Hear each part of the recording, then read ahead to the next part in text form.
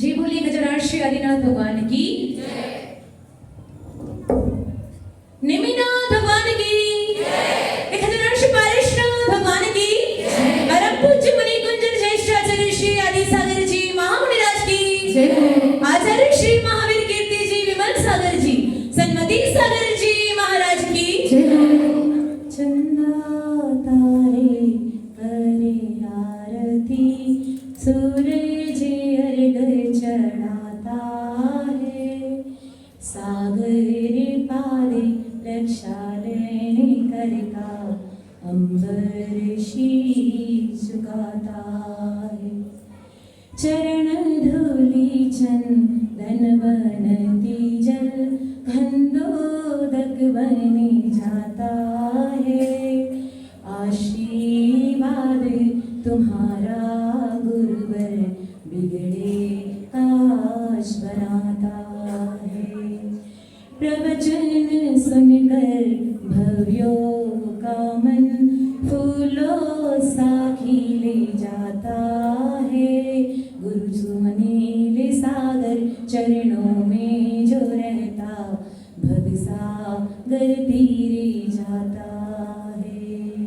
हे तपधारी बाल ब्रह्मचारी, तेरी अनुपम गाथा है, श्रद्धा और समर्पण से हम तुम्हें नमावे माता है। श्रद्धा और समर्पण से हम तुम्हें झुका दे माता है। जय बोले परम पूज्य चतुर्थ भट्टाधीश आचार्य भगवान श्री सुनील सागर जी गुरुदेव की, तीन कम नौकर महामुनि राजों की, बोले हरि का साईं की जयकारा गुरु मागा, जयकारा गुरु मागा, जयकारा गुरु मागा। मैंने गुदिन सूर्य को देखा, पूछा, ओहो सूरज, इतनी ठंडी में, इतनी जल्दी, इतनी सुबह सुबह कैसे आ गए? सूरज बोला, जग को जगाने आया हूं। मैंने कहा, आपके आने से, जग को जगाने से जग जाग जाएगा क्या? सूरज बोला, अवश्य ही, आज तो यही है, प्रयास तो यही है और विश्वास भी यही है। देखो, हरे भरे पौधे जाग उठे हैं, सरोवर के कमल खिल उठे हैं, फिर ये प्रज्ञावान जो मनुष्य है वो क्यों नहीं जागेगा? अवश्य ही जागेगा। जो आज जागेगा उन्हें आज जगाऊंगा, और जो आज न जागे उन्हें एक रात पछताने के लिए छोड़ जाऊंगा। कल फिर आऊंगा, आता ही रहूंगा। मेरा संकल्प है, मैं एक दिन संपूर्ण जग को जगाकर ही रहूंगा।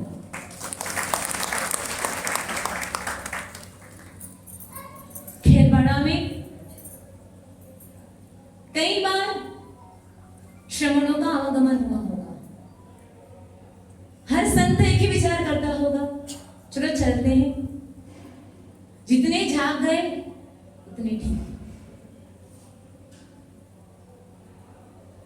मंदिर बनने के बाद 37 वर्षों के बाद में आखिर इतने लोग तो जाग गए थे कि कम से कम इस जिनालय में चातुर्मास होना चाहिए। और प्रवेश हुआ, सब कुछ देखा हमने, लेकिन जो जागृति युवाओं में आई, सच में कहे, अगर इनके लिए कहे कि इतने सुबह सुबह ठंडी में जो युवा सुबह 7 बजे 8 बजे पहले, ये तो हमने और तो थोड़ा जल्दी बोल दिया ना, 8 बजे भी, कितनी बजे, ठीक है अंकुर भैया, इतना है कि और ऊपर आगे बोलो,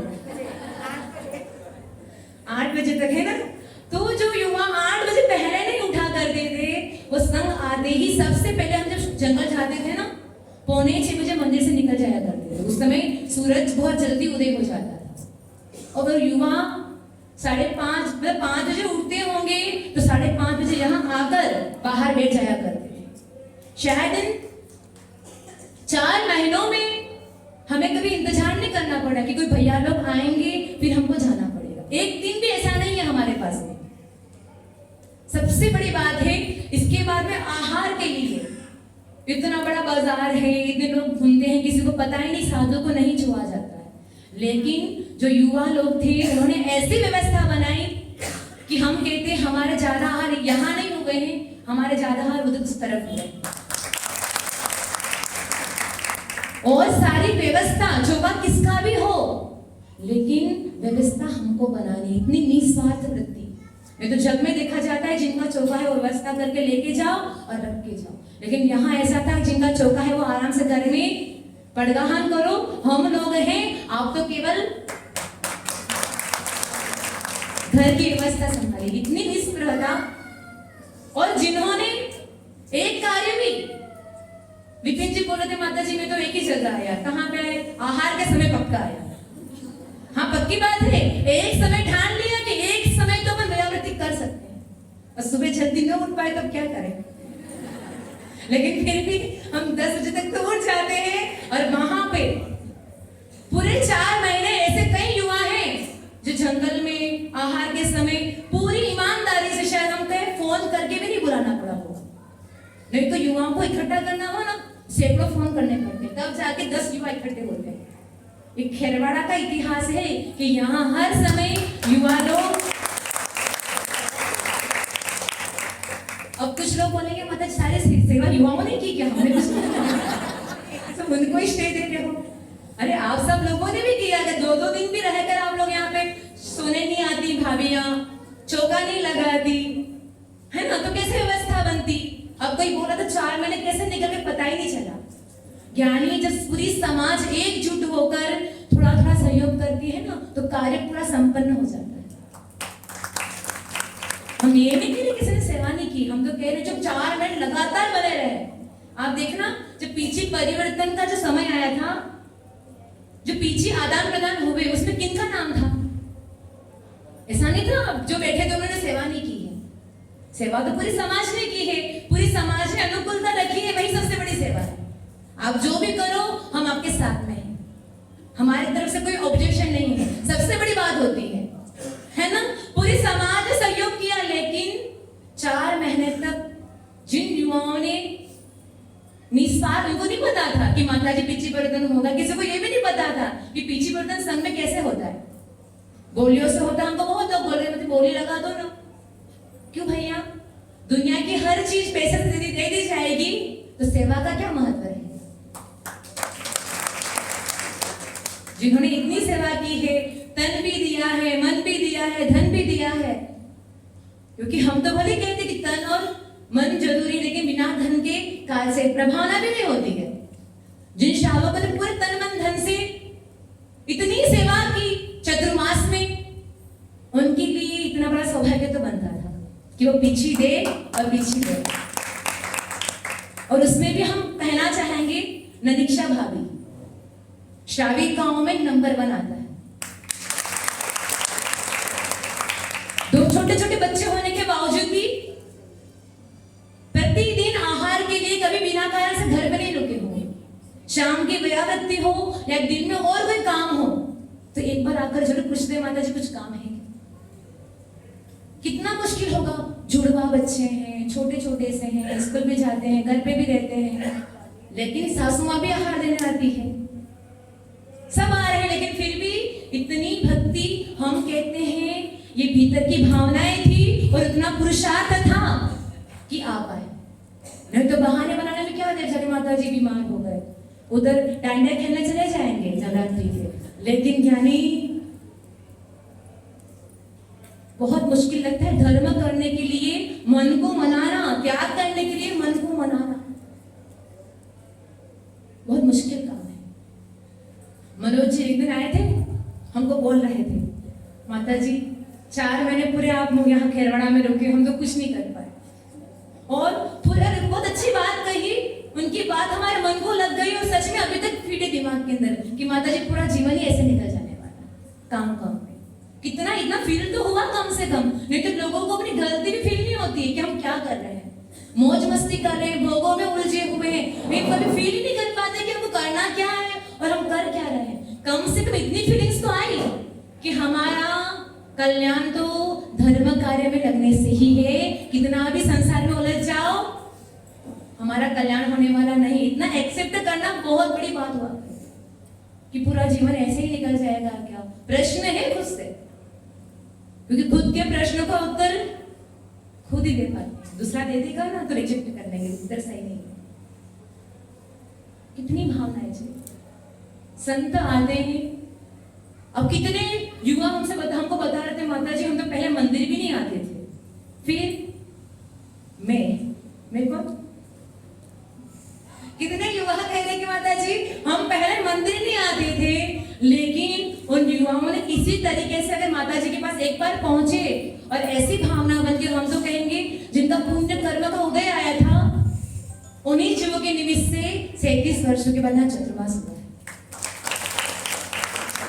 क्योंकि हमने पहले ही कहा था 37 वर्ष मतलब 3 और 7 को जोड़ करो कितने होते हैं, हमने बताया था ना फर्स्ट दिन 10 होते हैं। हाँ बेटा, इसके बाद में 1 और 0 को जोड़ो 1 आता। हमने क्या कहा 37 वर्षों के बाद में जो चतुर्मास होगा वो नंबर 1 होगा। हमसे पूछ रहे थे माता जी चतुर्मास कैसा होगा, हमने कहा जहां अप्रभावना, हमारे गुरु जी कहते हैं जिस चतुर्मास में, जिस समाज में अप्रभावना नहीं होती है वही प्रभावना हुआ करती है। चतुर्मास कैसा होगा, कैसा होगा प्रवीण जी आप बताओ। सबसे सुबह पहले, सबसे मंदिर में सबसे पहले आप ही आते हो, आपसे ही पूछेंगे चतुर्मास कैसा होगा, कैसा होगा। चतुर्मास हमारी उम्मीदों से भी बहुत बहुत ज्यादा सफल रहा और उसमें ऐतिहासिक कल्पद्रुम महामंडल विधान हमने कल्पना नहीं की थी। विधान होगा ठीक है, वीरेंद्र जी आए थे माता जी विधान करवाएंगे बड़ा वाला, फिर वह विधान हो जाएगा, समाज करवाती ही है, लेकिन हमें नहीं पता था कि यहाँ इतने जागृत लोग हैं कि विधान जितना सोचा था उससे कई गुना वो दृश्य तो हम अभी तक नहीं भूल पाए हैं और शायद जीवन में कभी भूल भी नहीं पाएंगे। इतना गजब का कल्पद्रुम महामंडल विधान की आराधना इस खेरवाड़ा में हुई। इसके बाद सिद्ध चक्र महामंडल विधान चलते चलते ही हो गया। कैसे हो गया माता जी, सोचा ही नहीं था, लेकिन फिर भी कितने लोगों ने लाभ लिया कि चलो माता जी ने। अब चतुर्मास की शुरुआत ही तो ऐसे हुई थी ना, कब से हुई थी, कलश स्थापना के बाद में पूर्णिमा आती है, उसी दिन से विधान शुरू हो गए थे। और चतुर्मास की जो अंतिम पूर्णिमा होती है अष्टानिका की, उस दिन हमने सिद्ध चक्र महामंडल विधान के द्वारा विधान का समापन किया। चल हमारे इतिहास में पहली बार चतुर्मास में इतने विधान, बाप रे बाप 90 दिन, तो गजब का रिकॉर्ड तोड़ भी हो गए और दूसरा की सब श्राविकाओं ने बहुत लाभ भी लिया। उत्साह के साथ में सभी बैठी। भक्तामन विधान में 48 दिन लगातार बैठना, और यहाँ हम जंगल जाके आते थे तो सब महिलाओं की पूजा की थालियां लग जाती। हम सोचे कि क्या जादू हो गया, इतनी फास्ट खेरवाड़ा की श्राविकाएं हैं, भावनाएं हैं जी। भावनाएं इतनी गजब की थी। जब जो विधान किया, अभी सिद्ध चक्र में 8 के 8:30 के बजे 7:30 टाइम रख दिया। ठंडी भी थी लेकिन फिर भी नहीं, माता जी की आज्ञा का पालन करना है। और 7:30 बजे सभी श्राविकाएं एक साथ आकर बैठ गए। अक्सर लोग कहते हैं कि ऐसा नहीं हुआ, ऐसा नहीं हुआ, ऐसा नहीं हुआ। हम तो कहते हैं कि श्रावक एक साथ मिल जाए तो सब कुछ संभव है। और यहाँ खेरवाड़ा के श्रावक और श्राविकाओं ने, हमने पहले बार देखा, चाहे 2-2 दिन की व्यवस्था क्यों नहीं बनाई, लेकिन सबने अपनी जिम्मेदारी लगभग सभी श्राविकाओं ने, अगर 2 दिन भी रात सोने आई होंगी, 2 दिन भी जंगल में साथ में आए होंगे, बड़े उत्साह के साथ में और बड़े समर्पण के साथ में, भक्ति के साथ में उन्होंने अपनी जिम्मेदारी निभाई। और देखो, ऐसी जिम्मेदारी अगर आप लोग निभाना सीख जाओ तो हर साल खेराड़ा में चतुर्मास हो जाए। हमारा नहीं हो तो साथ होगा। और माता जी आप तो बोले हर साल चतुर्मास हो जाए, भाई हम एक जगह थोड़ी रहने वाले हैं। गंगा तो बहती रहती है तो शुद्ध रहती है, तो एक ही जगह रह जाए ना तो क्या होता है, क्या होता है, पानी गंदा हो जाया करता है ना। तो संत जो होते हैं वो एक जगह नहीं रुकते हैं, समय समय पर विहार भी करते हैं। अपन भी करेंगे, लेकिन आज उससे पहले अपन ने एक समारोह रखा था पिछी आदान प्रदान का। आखिर क्या बात है, कल हमारे पास नरेंद्र जी आए और पूछने लगे माता जी पीछी अशुद्ध तो होती है, शुद्ध होती है? हमने पूछा, हमने बोला कि बात बताओ, चौकी में लोग अशुद्धि के साथ जाते हैं, शुद्धि के साथ जाते हैं? शादी पीछी रहती है ना, तो पीछे चाहे मोर पंख की हो, बहुत लोग विकल्प करते हैं कि मोर तो मांसाहारी होते हैं, तो फिर उनके पंख क्यों लिए जाते हैं? पंख उससे कोई मतलब नहीं, हर प्राणी के शरीर में मांस भरा हुआ है।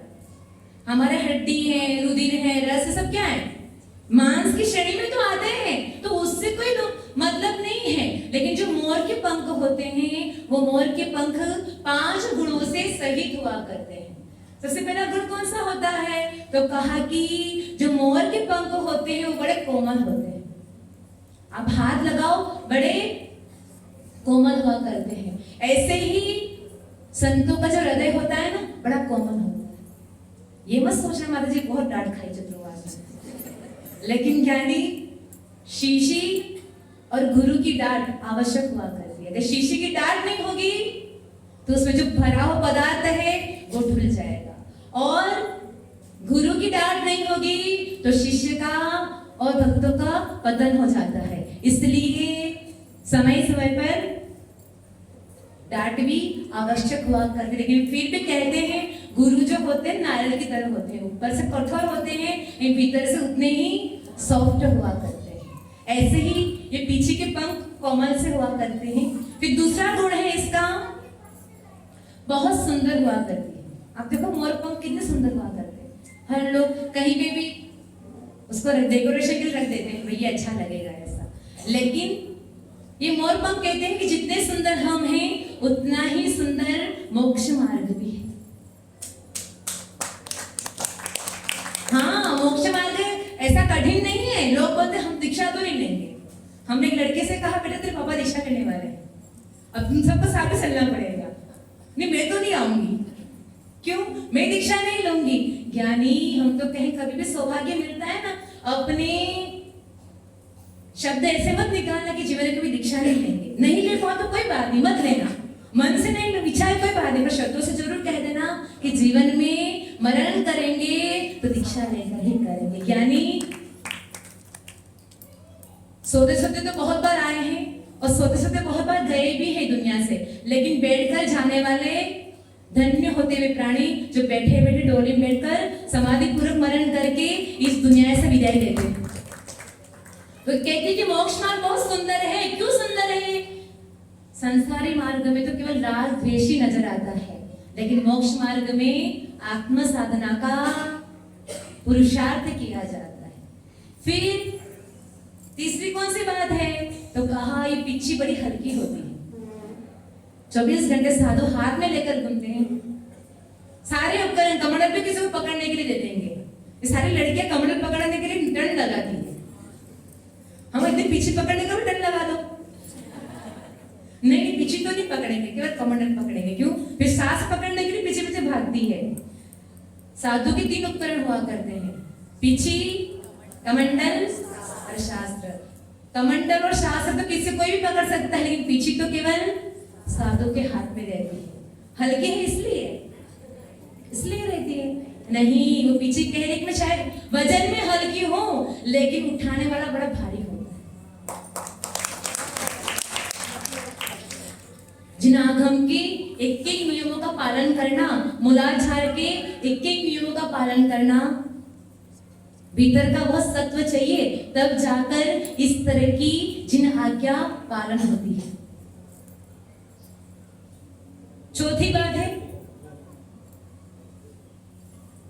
पिछी पसीना ग्रहण नहीं करती है। दिगंबर साधु होते हैं ना, जब उठते हैं बैठते हैं, मुनिराज के पास तो वस्त्र भी नहीं होते हैं, लेकिन कभी बैठना पड़ता है तो कहते हैं पूरे तन का मार्जन करते हैं, इसके बाद में बैठते हैं। फिर छांव से धूप में, धूप से छांव में जाते तो तन का मार्जन करना होता है। क्यों? शीत से आए हैं तो शीत जीव हमारे शरीर के आश्रित थे।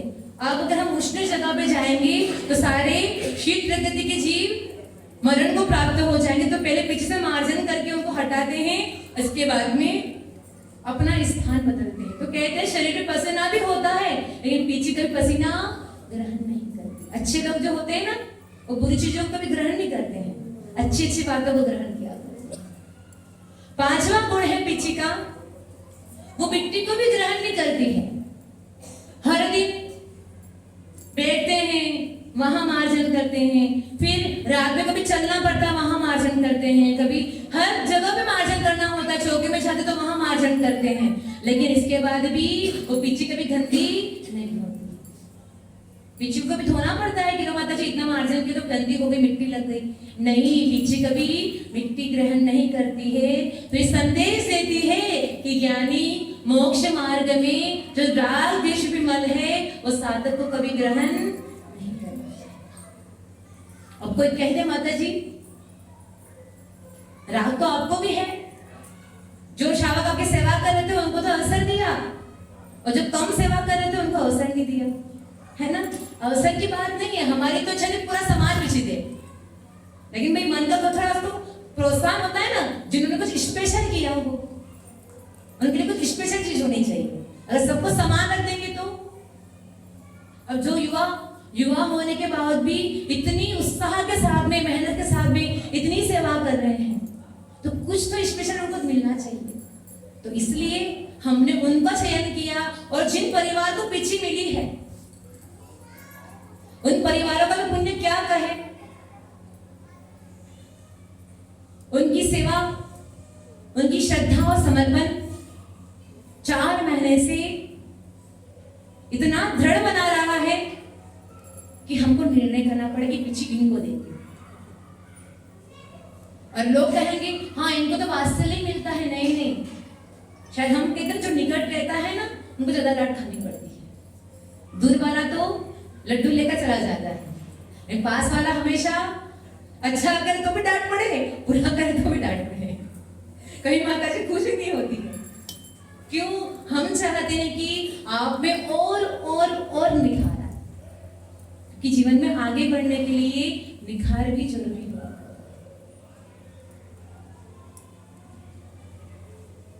मुनियों के 4 चिन्ह बताए हैं। पहला चिन्ह है नग्नता, जो दर्शाता है कि मुनिराज जो हुआ करते हैं वो परिग्रह से रहित, नग्न क्यों रहते हैं? बताओ, आप पूरी समाज दिगंबर है, हम दिगंबर है ऐसा कहते रहते हो। आप दिगंबर हो? दिगंबर किसको कहते हैं? दिशाएं जिनका वस्त्र हो वो दिगंबर कहलाता है। आपने तो वस्त्र पहन के रखे हैं, बताओ फिर आपको दिगंबर क्यों कहते हैं? नहीं, हम दिगंबर के अनुयायी हैं। जो श्रमण है वो हमारे नग्न रहते हैं, वो दर्शाते हैं कि हमारे तन पर वस्त्र का धागा भी नहीं है, इतने परिग्रह से रहित है। फिर दूसरा क्या चिन्ह है? केशलोंज। कभी मुनि बनोगे, माता जी बनोगे, केशलोंज तो करना पड़ेगा। कितने भी सुंदर बाल हो, ज्ञानी मोह तो घटाना पड़ेगा। क्यों? केशलोंज सद्भावना का प्रतीक हुआ करता है। हम तो कहते हैं केशलोंज जो है ना, वो दीक्षा लेने से पहले सबसे बड़ी परीक्षा है, पहले वाली। तुम केश संस्कार बाद में होते हैं, केशलोंज पहले होता है। क्यों होता है? देख लो, 4 महीने में एक बार ऐसे केशलोंज कराना पड़ेगा, वो भी उपवास पूर्वक। तो सद्भावना का प्रतीक है कि हमारे माथे में कई असंख्य त्रज उत्पन्न हो जाते हैं। और पक्की बात है, कितनी भी सावधानी से जितना भी निकाल दो, तब भी कहीं ना कहीं पड़कोगे और वो मरेंगे ही मरेंगे। जिंदा तो रहने वाले हैं नहीं, क्योंकि स्थान चेंज होते ही जीव मरण को प्राप्त होता है।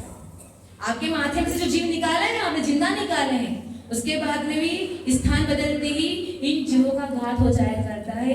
ऐसी भीतर की सद्भावनाएं हुआ करती कि संसार के सारे प्राणी सुखी रहे, किसी भी जीव को हमारी तरफ से कोई कष्ट न हो, इसलिए दिगंबर संत केशलोंज किया करते। फिर शरीर संस्कार हिंदा, कोई संस्कार नहीं करते शरीर पर, कोई श्रृंगार नहीं कि थोड़ा सा लाल लाल होठ कर ले, है ना, आंखों में काजल लगा दे। अब देखो, किसी का लिपस्टिक का त्याग हो ना, वो ऐसे शौक ढूंढता, माता जी बताओ अच्छी वाली लिपस्टिक कहाँ मिलती है? राह खत्म नहीं हुआ है। और कोई को तो नियम लेकर तोड़ देता है। माता जी क्या करे, शादी थी ना, किसकी शादी थी? मेरी फ्रेंड की शादी थी। अरे फ्रेंड की शादी तो नेल पेंट नहीं भी लगा तो क्या ही फर्क पड़ता। लेकिन फिर भी लालसा हमारी है, हमारे भीतर का राग है कि हमको लगाना है, इसलिए नियम का भी ख्याल नहीं होता। हमको तो आश्चर्य हो रहा है, जब युवाओं के फॉर्म देखे हमने, इतनी कम उम्र होने के बाद भी इतनी हिम्मत करके नियम लेना बहुत बड़ी बात होती है कि हम पालन करेंगे। अपने आप में किसी को छोटा सा नियम दो, नहीं माता जी, लेकिन सेवा भी की और नियम भी ऐसे लिए। हम कहेंगे कि हमारे फॉर्म में 50 साल से ऊपर वाले फॉर्म सारे कट हो गए। क्यों? अपेक्षा लगाओ ना, छोटी उम्र होने के बाद में इतने ऊपर के नियम ले लिए, इतनी उम्र होने के बाद में भी आपके नियम इतने कम है। अंतर क्या रहा? हम तो कहते हैं 60 साल के बाद में हर श्रावक श्राविकाओं को बाहर के भोजन का त्याग करना चाहिए। अब क्या रहा जीवन में? बाहर का खाना है, बिस्लरी की छूट, बाहर गए, बिस्लरी पानी कैसा हो, जैने का चिन्ह है, पानी छान कर पीना। कैसे भूल गए वो चिन्ह हम कि बाहर जाएंगे? क्यों बाहर? ज्ञानी ऐसे जैसे श्रावक मिले हैं जिन्होंने नियम पालन करने के लिए घर नहीं छोड़ा। घर में रहेंगे, नियम पालन होगा तो घर में करेंगे, बाहर जाएंगे तब भी नियम का पालन करेंगे, नहीं तो जाएंगे नहीं। इतनी दृढ़ता हो नियम के प्रति। अरे जो दिगंबर संत पूरे परिवार को छोड़ के, घर को छोड़ के दीक्षा ले लिए, किसके भरोसे लिए?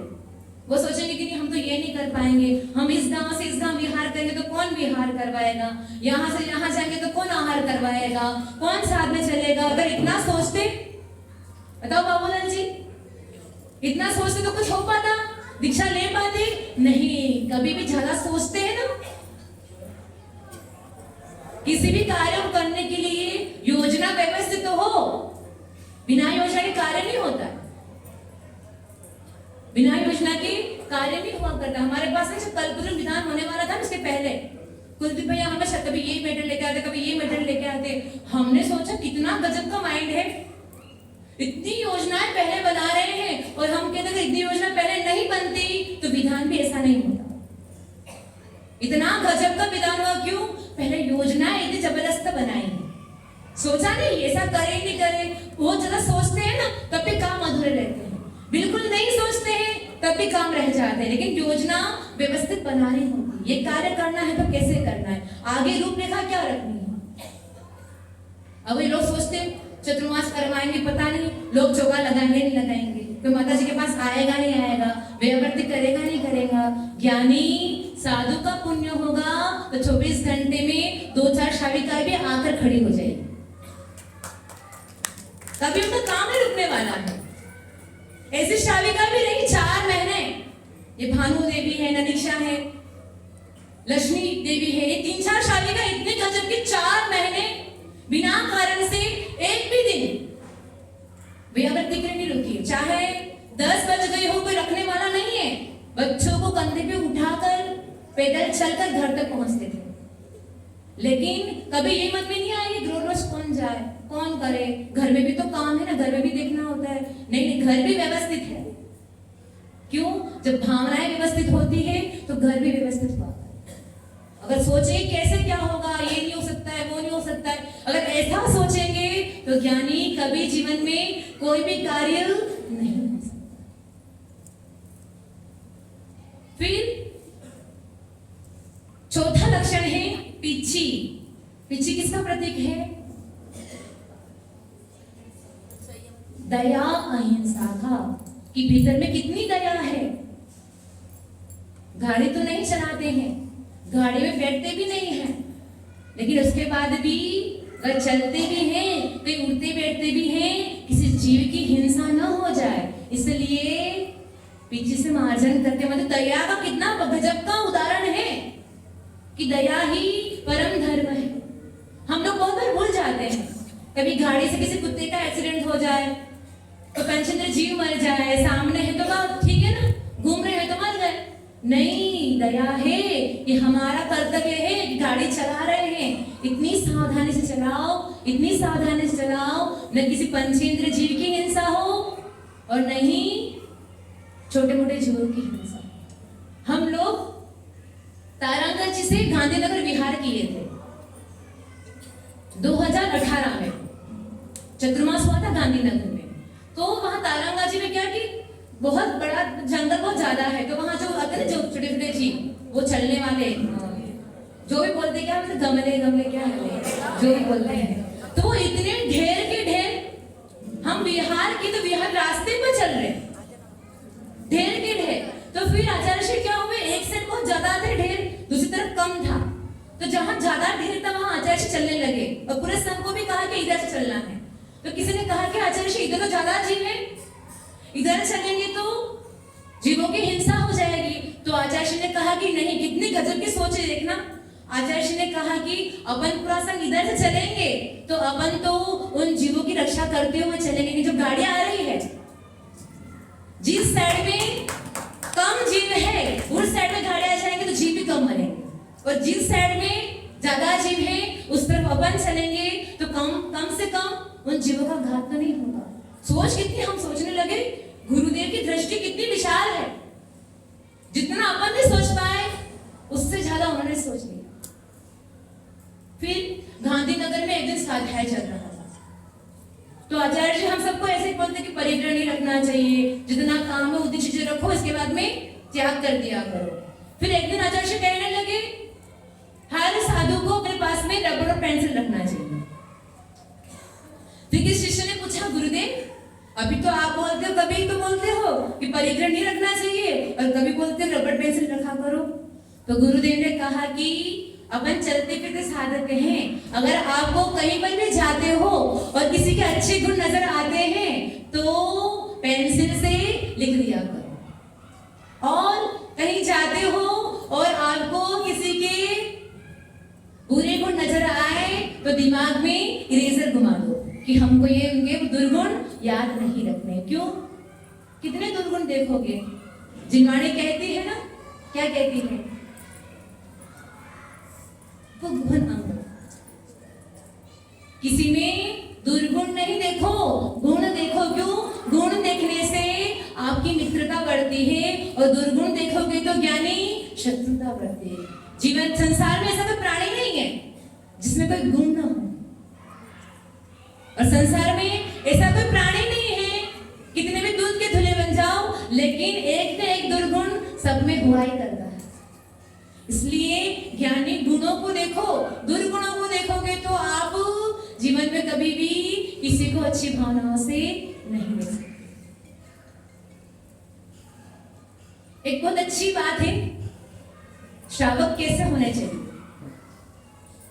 तो किसी ने कहा श्रावक 4 प्रकार के हुआ करते हैं। कैसे? पहले श्रावक होते हैं जो माता पिता की तरह हुआ करते हैं। माता पिता होते हैं, कैसे होते हैं? किसी माता पिता का बच्चा हो, संतान हो, कितनी भी गलती कर ले, लेकिन वो माता पिता अपने संतान की गलती को कभी उभारते नहीं हैं, उल्टा उसका स्थितिकरण करते हैं, उपगुहन करते हैं। क्यों करते हैं? कि ये मेरी अपनी संतान है। ऐसे कुछ श्रावक हुआ करते हैं जो साधुओं को अपने संतान की तरह देखा करते हैं, उनमें अगर कोई गलती नजर आती है तो स्थितिकरण करते हैं, उपगुहन करते नहीं, कभी निंदा नहीं करते। फिर दूसरे प्रकार के श्रावक होते हैं जो भाई बहन की तरह हुआ करते हैं। भाई बहन समझते हो, आपस में कितना स्नेह होता है। हाँ, ज्यादा लड़ाई उनमें होती जिनमें ज्यादा प्रेम होता है। और जो बहनें भाई से लड़ाई करती है ना, मतलब वो बहनें भाई से बहुत प्रेम करती है ना, तभी लड़ाई होती है। और साधु के आहार विहार निहार में संयोग करते हैं। ऐसे श्रावक भाई बहन की तरह हुआ करते हैं कि हर जगह पे हम हैं आपके लिए। बहुत बड़ी बात होती है अपने आप में। कभी जीवन में ऐसा ही बनना चाहिए, क्योंकि दिगंबर संत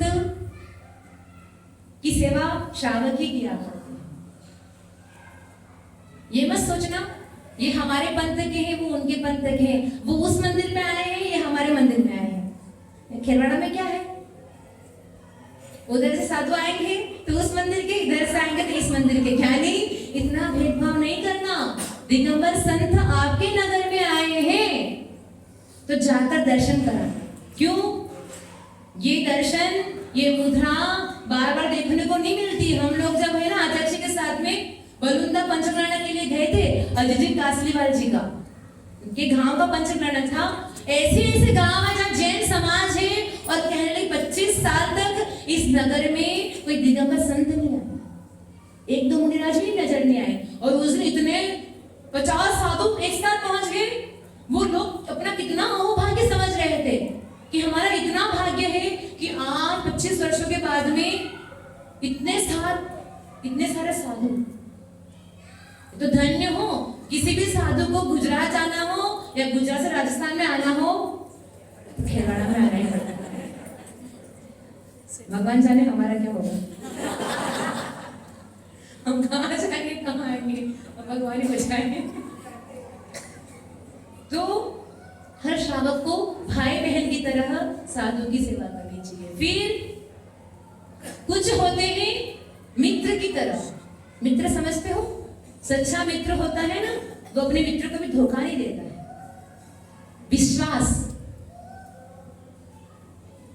हमेशा हमारा विश्वास बनाए रखना कि जो उनकी साधना है उस पर विश्वास होना बहुत मुश्किल है। जैसे लोग बोलते हैं ना, क्या केस करना, क्या पुकारना, शरीर को पहले बेकार में क्लेश देना।